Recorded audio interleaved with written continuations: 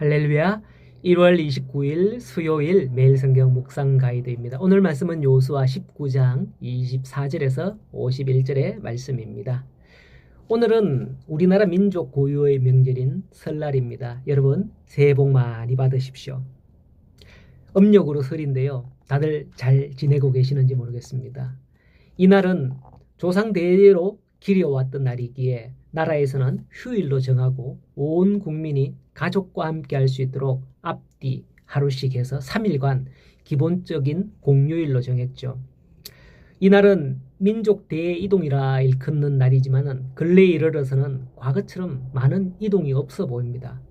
특별히 원래는 주중에 설날이 있어서 월요일을 특별 공휴일로 지정을 해서 공휴일이 참 길어졌습니다. 이로 말미암아 고향을 찾기보다는 외국으로 나가는 인파가 많이 늘었다고 봅니다. 이렇게 해서라도 국민들이 부모님을 만나고 가족을 만날 수 있었는데 이제는 특별한 일이 생기지 않고서는 잘 찾지도 않는 그러한 사람들이 얼마나 많은지 모르겠습니다. 참 안타깝죠. 오늘 말씀이 나오는 요수아서에서 하나님은 사랑하는 자기 백성 이스라엘에게 특별한 선물로 땅을 주셨습니다. 이제 이 땅은 그들이 지키고 누리고 물려주어야 할 소중한 유산이 되었죠. 환경과 여건은 달랐지만 저마다 풍요롭게 살게 해주시는 하나님의 축복이었던 겁니다. 먼저 오늘 5번째로 제비 뽑은 아셀 지파가 나오는데요.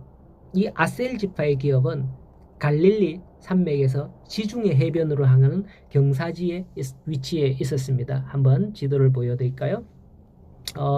지중해 바다의 저 위쪽에 한 모퉁이가 바로 아셀 지파가 받은 기업이거든요. 그렇기에 이 아셀 지파의 기업은 해양성 기후의 영향을 받은 곳이었습니다. 감람나무를 많이 재배했던 그런 지역이었는데요. 야곱의 예언에서는 아셀 지파에서 나는 식물은 기름질 것이다 라는 예언이 있기도 했었습니다.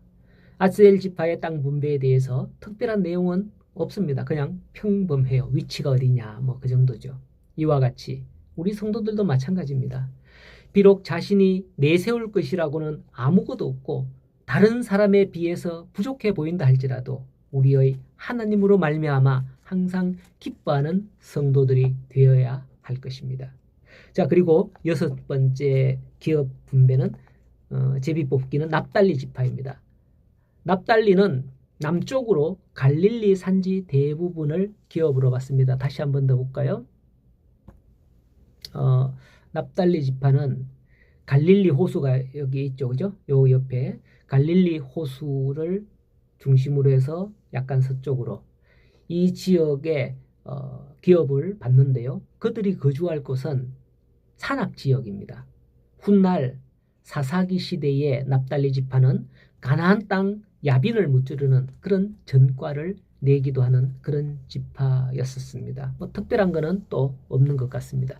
자, 오늘 본문에 나오는 마지막 7째, 전체적으로 마지막 지파인데요. 다한 지파입니다. 다한 지파는 가나안 땅 중에 맨 중앙에 아래에 기업을 받습니다. 단 저쪽 아래에 보면 유다 지파 바로 옆에 모퉁이에 단이라는 조그마한 땅을 받죠. 블레셋 위쪽에 있습니다. 표기가 되어 있는데요. 단 지파는 6만 4천 명이나 되었었습니다. 그러나 그 인원을 다 수용할 수 없는 너무 좁은 땅이었죠. 그래서 단 지파는 북쪽 저 위쪽에 여기 옆에 보면 단이라고 나옵니다. 북쪽 레바논 골짜기에 가서 자기들의 기업을 확장하는 거예요. 야곱의 예언에서도 단 지파의 용맹함을 노래한 것을 볼 수가 있습니다. 그것만 보면 단이 정말 대단한 것 같아요. 단 지파가. 그러나 단 지파가 이렇게 먼 곳으로 이주를 감행하게 되는 근본적인 이유가 있어요.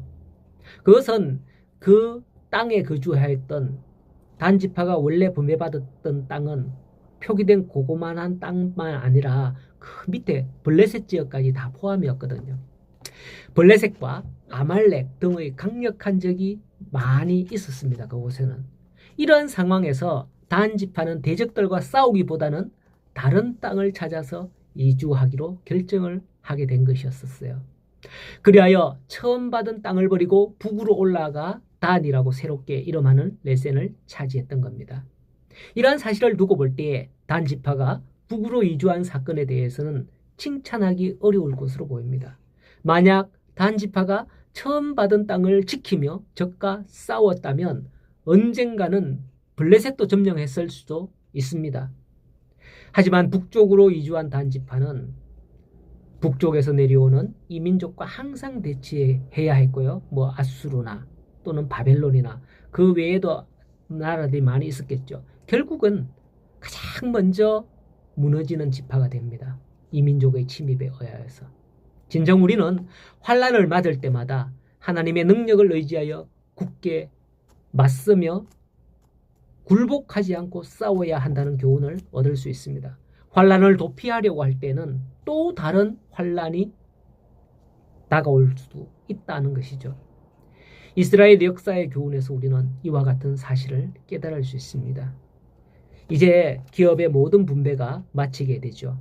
이와 같은 기업 분배의 완료는 이스라엘에게 있어서 하나님의 언약의 실현을 의미합니다. 이 약속은 아브라함이 언약을 받은 후에 700년이 지난 지금이었지만은 그 약속은 변치 않고 이렇게 성취되는 것을 볼 수가 있다는 거예요.